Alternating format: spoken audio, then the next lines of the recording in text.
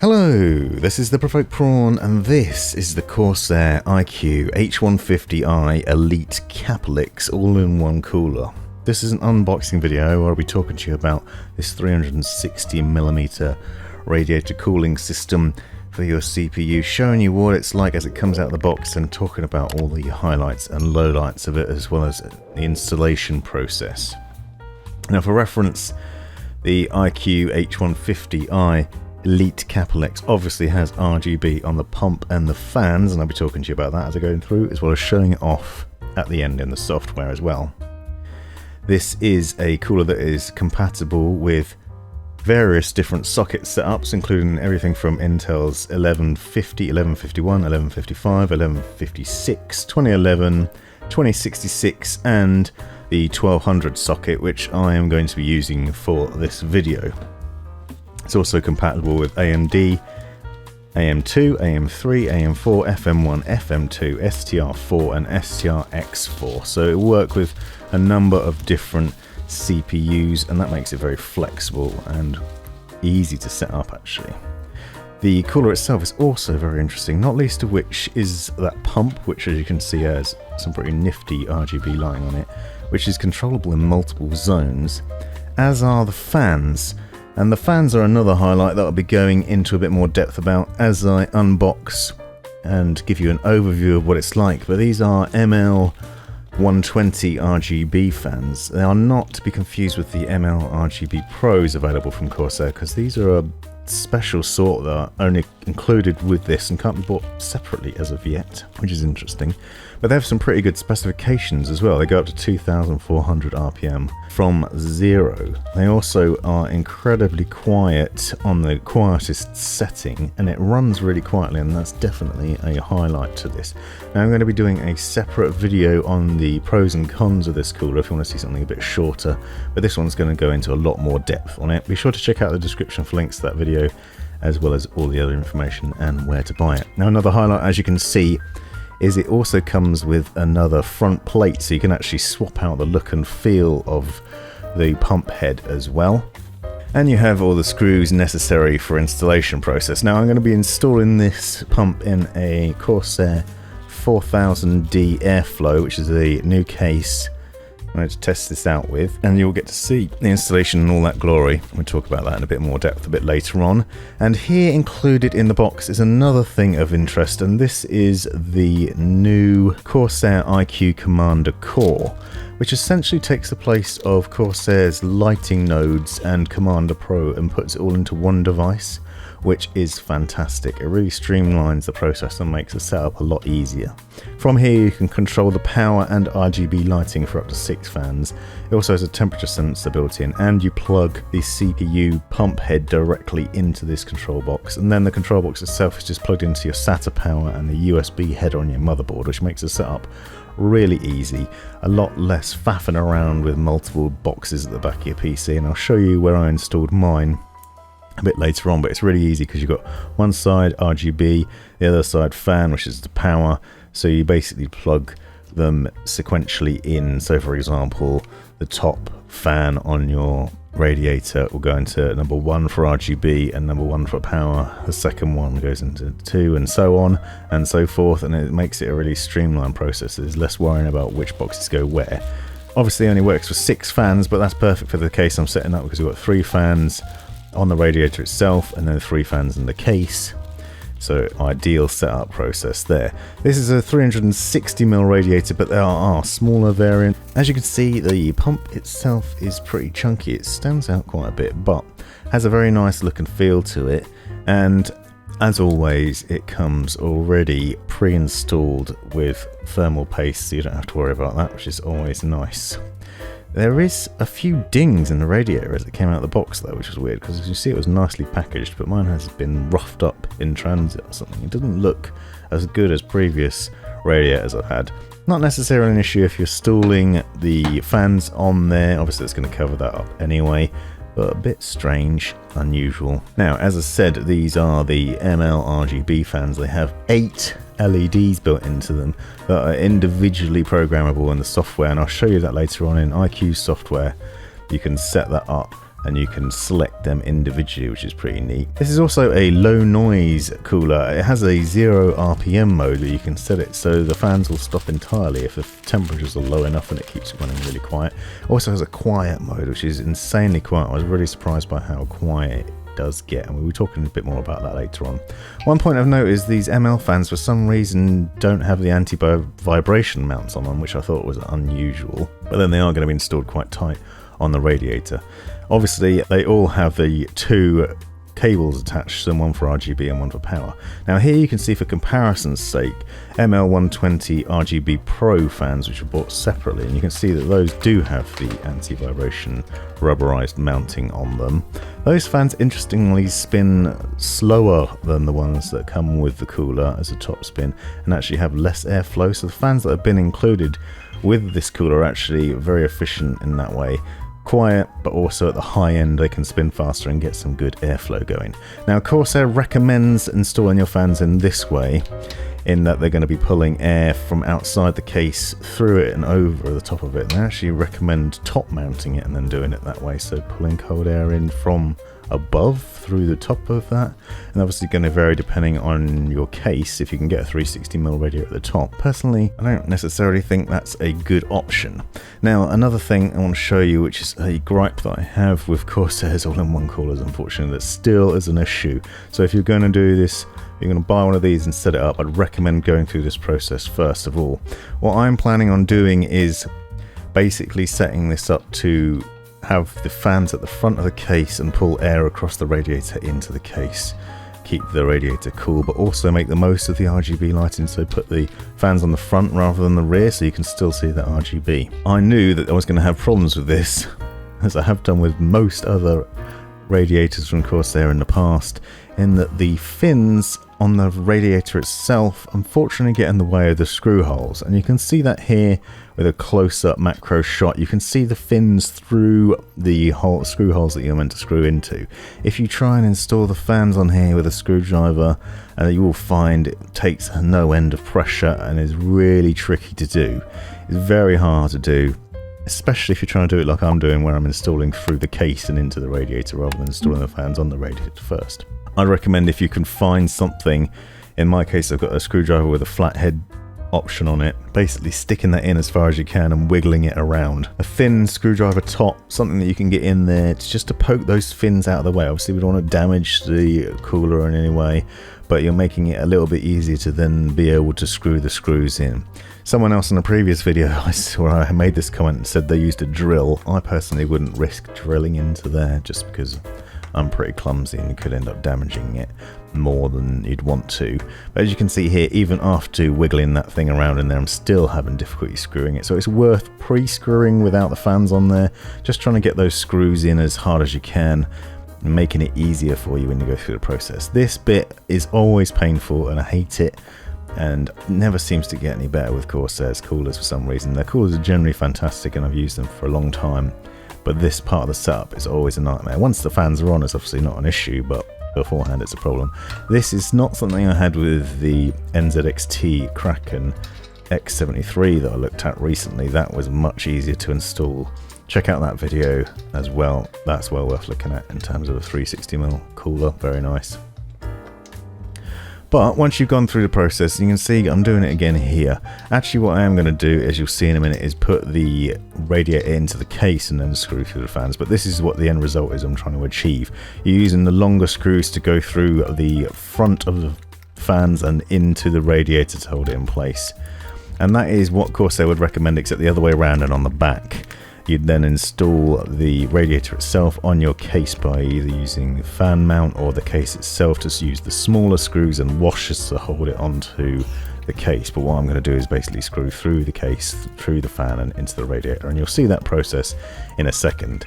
As I said, this is going to be installed on the front of my case with those fans facing outwards, so it's sucking cold air from the front in over the fans and then pushing it through the radiator, sucking warm air essentially into my case, which is not ideal, but hopefully it won't be too hot. I did want to do a push-pull setup on it, but unfortunately, as you'll see in a minute, I couldn't do it on this case. Now, the pump head, as I said, quite chunky, very easy to set up though. As I said, instructions in the box that let you attach it to multiple different CPU sockets from both Intel and AMD, and there are guidance on how to do that, and different plates. It comes pre-installed with an Intel bracket. You have to take it off for an AMD one, but the setup is fairly straightforward. And then the highlight is almost certainly the iCue Commander core, which is just a dream, so much easier. And it's nice because you normally would have to purchase the Commander Pro separately, and I've done a video before on this and the setup if you've got multiple fans. I had like something like 6 to 9 fans in different cases previously, Commander Pro and 2 lighting nodes, and it was a hassle. This one is all in one and it's much easier. Very easy setup, and I'll show you a bit more about that later on. Now here you can see the different plates that you can install as well. It comes with a black one as standard, but you can take it off and install a clear one, and I'll just quickly show you the process for that. Basically you get a little Allen key included in a box, and you unscrew it fairly simply and take that off, and then you can put the other one on, and obviously that's interchangeable, so if you don't like it and you find it's a bit too much, the clearer one obviously lets a lot more light through, and as you'll see a bit later on, it's quite white, so if you perhaps want something a bit more understated, the black one might be nicer. I thought it would just be nice to go through the process of doing this and showing how easy it is, and it is really easy. Those just come off and then it just goes back on really simply, and it's really easy to put together in that way. And the highlights to this cooler is that pump head, in that you can customize the lighting on it, and I'll show you some examples of that a bit later on in the video. But basically it has different rings around it, and you can control the lights on an individual basis within iCue, which means you can customize that lighting. But you can also obviously choose from all the different usual RGB schemes and designs, which then means you can get some really funky colors going on, especially if you've got Corsair fans throughout your case anyway, as I will have, because I've got these ML fans and then some other ML RGB Pro fans as well. Combination of that and then using lighting link and stuff looks really nice. And here you can see the back of the radiator again. You can see what I was talking about with the damage to the fins on the radiator, and that was actually how it came out of the box. That wasn't what I did to it or anything. I haven't been like heavy-handed with it. And this is the process now. I've taken those fans off the rad again because I only installed them there to make sure that they would fit and I wouldn't have hassle while trying to do this, because what I'm trying to do now is basically I'm going to install the fans on the front and then screw the radiator into the back of that. So I'm setting those fans up so you will see them, and this is obviously going to get the nicest amount of RGB because this is the front of the case, so you'll see all the RGB lighting from those ML120 fans shining through, and you can make the most of it. If you put them on the back, as Corsair suggests, obviously then have the radiator pressing against the front, and it doesn't look great. Now, I will have some comments on this video, no doubt on the case video, because people have watched the Gamers Nexus video suggesting that you should put your radiator with the pipes below the pump, so ideally with the pipes at the bottom of your case rather than at the top if you're mounting in this way. Unfortunately, that isn't always possible. In the 4000D, it is not possible to get a 360mm in that position. The cables will not go at the bottom, so you have to put them at the top, and it ends up looking like this, which might not be optimal, but it does still work. Perhaps the better thing to do if you're going for 4000D, and I'll talk about this in that video if you want to watch that, is to get a 240mm instead and top mount it, and then just put 3 intake fans in the front and exhaust through the top instead, and that's another option. But this is what I wanted to do because I thought it would look good and still give me good cooling, and I will show you what the cooling's like a bit later on as well as I go and do some testing. I did some various benchmarking with it and ran it all day long using various intensive programs to see what results we could get out of it. I was surprised and pleased with the results. As I said, it runs nice and quiet when you put it into quiet mode. Once you've got those screws installed and you've got it into position, as long as the screw holes are eased, then it's much easier to set into place. The setup is also a lot easier than previously, thanks to that Commander core. Now, while I'm just going through this setup process, it's worth noting a few things, and I'll include these in the description, but this cooler is designed to have a low noise pump, which still delivers a good flow rate with less than 20 decibels of noise. It also has a split flow copper cold plate technology, and it's basically designed to give the best cooling possible from an all-in-one system. The end result, as you can see here, is the radiator successfully mounted on the front of the case and looking good. It will look even better when turned on and those RGB fans are spinning, and you get to witness the glory of all that as well. Now, one of the things I thought about doing before I actually had my hands on this case was to do a push-pull setup. I've done this in a Lian Li case, which is my daily driver, and this is for a project I'm working on, so I wanted to see if I could install the standard fans that come with a case on the rear of it to have a push-pull setup, but unfortunately you could only install 2 because of the way that case works, so it's not possible to do it.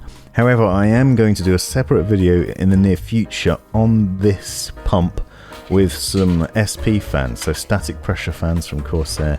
I wanted to test out what that's like versus the ML, see if you can get better performance, because it is recommended by the pros that use static pressure instead of airflow fans to get the best cooling on a all-in-one cooler, and I want to see what difference that makes. So stick around, subscribe if you haven't already to check that out. Now, in terms of installing that Commander core, you just need to find a spot on the rear of your case or in a good location where you can install it. Now, I'm not using any SSDs in this machine. I've got NVMe drives installed in it. So I thought about just taking the bays off, the 2 bays at the back of this case, and then working out a way to install it at the rear. Obviously, you need to work out where all your fans are going to be, where those cables are going to reach, and also account for the fact that you're going to have to plug this box into your USB header on your motherboard, and also plug the cable from the pump into it. So it kind of needs to be in the sweet spot where nothing's going to be too stretched and you're going to be able to reach everything. So before I mounted it on the case, I wanted to check that the fans that were furthest away and other bits would plug in. As I said, on one side you essentially have to the RGB hub plugging into the RGB section, and the other side is power. Really easy to do, and do them in order of the way you want the lighting to appear. So, and here you can see the end result. The front little plug plugs into the side, so you can see from the pump itself this side up, so it plugs in there, and that it replaces what used to be USB connections. You have a mini USB connection to the USB header, and that makes that a lot easier. You do need to plug the pump itself into the CPU fan header on your motherboard as well though.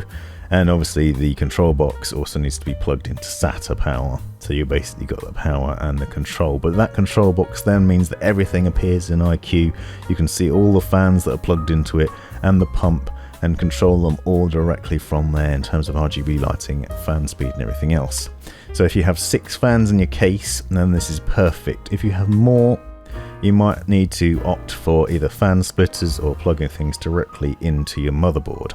Now, in my case, as I said, I'm installing this pump on, and the instructions in the box are a little bit confusing because it does say on the box itself that it will fit with a 1200 socket. It doesn't really tell you in the manual what the instructions are for doing it or what you're meant to use. Now, you need to use the Intel backplate, which is the same as what you'd use for the 1155, I believe. Basically, this backplate has a 3M sticker on the back of it. You need to adjust the pins that are in the right place and then push it into place.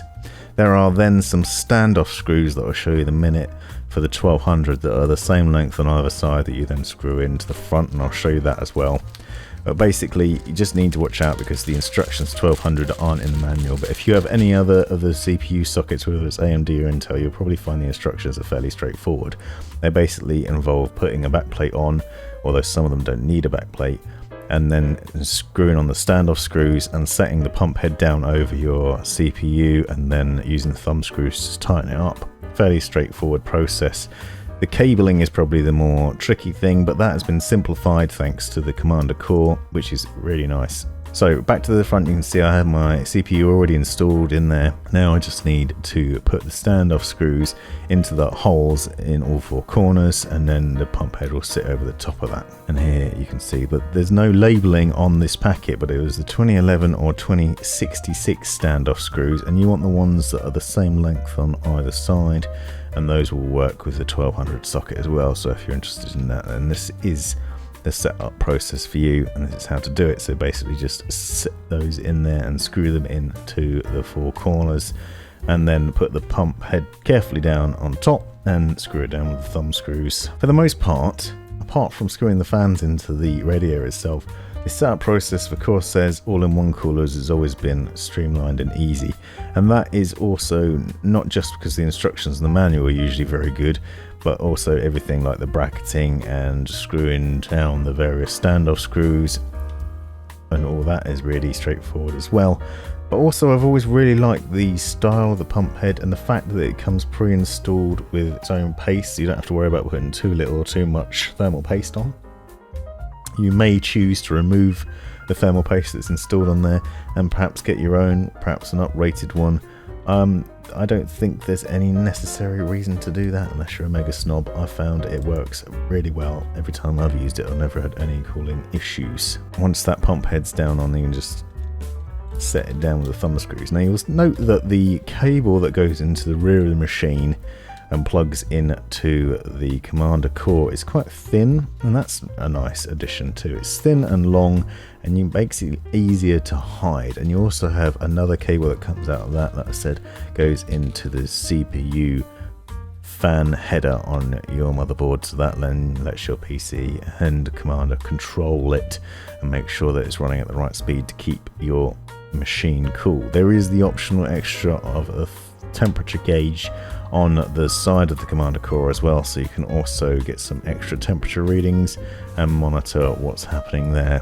I didn't use that, I don't think it's necessary, I never really bothered with it because the motherboards generally know what's happening and report that data well to the PC anyway, and it runs smoothly. And here you can see the end result. Now it's installed and running, immediately turned on, and you can get rainbow wave, of course, which is far from my favourite RGB lighting. I don't really like it generally. I like to set to other colours, but you can immediately see what I was talking about with the pump head itself letting off so much RGB lighting in different zones, and you can see it travelling around that area and just how much there is. Also, now we're at the front of the case, the 4000D, even though you've got the mesh there, you can see the RGB lighting from it as well. And also obviously you can see the standard ML fans installed at the back. The pump itself looks magnificent when it's set on a standard colour. And just note the difference between those top rear ML fans. You'll see they only have 4 LEDs on them, and compared with the front ones that I'll show you in a second, which have 8.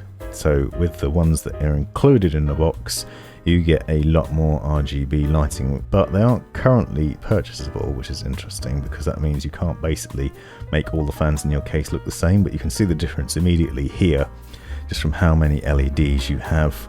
They emanate from the center and then beam out over the fins, and it does a really good job of it, and you can customize it all within the software, and you can really make those lights look great. And you have obviously have the lighting link. You can see the lights coming from the pump head itself and then spinning out to the fans as they're in order. You see it starts from the pump head and it goes to the bottom fan and then spins back up through all the other ones, or you can just set it to a nice solid color and get a good RGB glow off of it. Now I'm going to quickly have a talk through and show you the iCue software. So one of the things you can do is within the iCue software, once it's plugged in, obviously everything is being powered through the commander core, so it sees all the fans. You can see it's got 6 fans in there, and it will automatically recognize them, but you can also set what they are as well. And here I've got it set to quiet, and the RPMs are spinning really low. And as I said, I was really impressed with how quiet the machine runs when it's on quiet mode. One thing that I did note that I wasn't able to demonstrate very easily on video, unfortunately, is that when it isn't quiet, I could hear a pump whine, just a slight pump whine, not something I've noticed with other Corsair coolers, and it could potentially be down to the way I've set it up with the radiator in what people would say is a suboptimal position. However, unbalanced and the other modes, I haven't really noticed that at all. It was just, I think, because it was set so quiet, it wasn't perfect in that way. However, it might be also perhaps there's just an issue with mine, and maybe it'll settle down over time. Obviously it's been transported, so it's going to have been shaken around a bit, so letting it run and seeing how it goes. Now going into the lighting setting and see the various lighting effects, you'll note immediately that the pump has those rings that I was talking about. You've got a ring around the outside, a ring in the middle, and then an LED in the middle of that as well. And all of the fans also have the same. It's worth noting, for some reason it's recognized the 6 fans as all having 8, but you can go in and customize that and actually tell it which ones are which, because they don't all have 8 LEDs in them. As I said, only 3 do, and 3 only have 4. But you can tweak it and you can set and go in individually and set layers of effects as well, or you can choose from a selection of different colors and effects as usual in the iCue software that include predefined ones, custom ones, and the lighting link ones that will go across all Corsair peripherals, keyboards, mice, headsets, and all the fans and RAM and everything else as well, so you can set it to go through in there. And again, another angle and a close-up view of that lighting on the front fans, so the MLs that come with the cooler itself, and you can see they give off a nice little bit of lighting, really classy way it's done, and a good glow to it. You can obviously see where the LEDs are, but I don't think it's too much in terms of the hot zones. I think it looks pretty good. I was quite impressed with it. This is obviously taken in a low light situation, gives you an idea of what the lighting looks like, but even under heavy lighting from video it looks really good too. From a different angle you can see the individual LEDs and how you can control them and set them to different colors as well. So within iCue software you can choose a static color as one layer, and then you can set another layer, and you basically just hold down control and click on the LEDs that you want to light up in that specific color. So for example, I've gone through here and selected blue, but then I wanted to start adding in other colors, so I ended up adding some yellow to one side and then a bit of a red on the other side, and just experimenting with it, and ended up with this, which looks a bit weird, but it was just for test purposes. Blue on the bottom, red in the middle, yellow on top, and it just shows that you can tweak it to that level, and that's available to be able to be done with the pump and with the fans too, so you can really get individual programming and get that RGB lighting the way you want it. In terms of performance though, in a minute I'll be showing you that performance of that and what it's like under pressure, and it does a really good job, as you'd expect from a large radiator, satisfying cooling. Here you can see the pump head again, looking once again at the different areas and the customization of that. So I don't think I've seen this level of RGB lighting on a cooler pump head from Corsair in the past, certainly none of the ones I've tested. RGB has been on pumps previously, but to be able to customize it to this individual level, as you can see I've got a static color on a couple of them, and then another bit was actually effect going on, so you can create all sorts of random little effects. Obviously it's not going to just show anything super fancy like GIFs or logos or anything like that, but being able to personalize the RGB lighting is certainly a very nice addition. Now, one of the tests I wanted to do is to see how the machine stacked up, what it ran like compared to my main machine, but also just to be able to put it under some pressure to test how the pump did, how the cooling went. So I ran it through 3D Mark, and I also ran it through Heaven as well. I was testing it with all the different 3D benchmarking tech that it could, see what score it came up with and the results it did, pushing it pretty hard to see what the results would be. And I'll link to the benchmark results in the description so you can see what it was. But then I also ran folding at home, and I set it to maximum so it would use all the CPU and GPU basically during the day, so it would get as hot as possible. And I left it running basically the entire day just to make it really hot and give it a good lot of work, and I wanted to see what the results of that would be and how it handled it. And as you can see, the CPU itself was around 70 degrees and it was running at 100%, and most of the rest of the stuff, you got the RTX 2070 somewhere around 65 degrees, the pump says it's running at about 40 degrees, and the RAM's around 50, so it is quite warm in there, but considering it's been under pressure all day long helping with folding at home goodness, I don't think it did a bad job. So all in all, a really good cooler, very nice setup, really nice looking, and lots of customization features. The highlight for me is almost certainly that Commander core, but it does give you plenty of options and it is a great bit of kit. I hope you found this video useful. Let me know in the comments if you've got any questions. Check out that Gamers Nexus video as well, get some information from those guys. Thanks for watching. This has been The Provoked Prawn. Thanks for taking the time to watch this video. Hope you found it useful, interesting, hilarious, or all of the above. Be sure to check out the description for other information you might find interesting, and subscribe and watch these other videos as well that I think might be useful to you, and have a great life.